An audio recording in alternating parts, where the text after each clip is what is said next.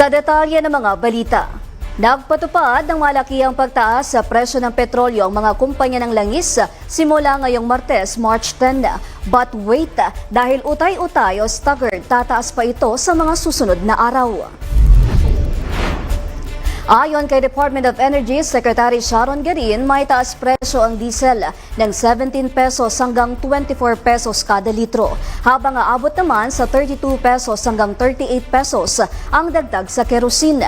Ang pagpapatupad ng taas presyo ay gagawin ng paunti-unti o staggered sa loob ng ilang araw. Kabilang sa mga kumpanyang magtataas ng presyo ang Shell PLC, Petron Corporation, Total Energies, Chevron Corporation, Jetty Petroleum at Sea Oil Philippines. Samantala, kaanunsyo lamang ng Meralco na tataas ang kanilang singil ng kuryente ng 64 centavos per kilowatt-hour ngayong March billing. Dahil umano ito sa pagmahal ng transportasyon at insurance ng coal at iba pang energy supply. Ang pagtaas ng presyo ng langis naman ay iniuugnay sa patuloy na tensyon sa Middle East na nakaapekto sa pandaigdigang supply ng enerhiya.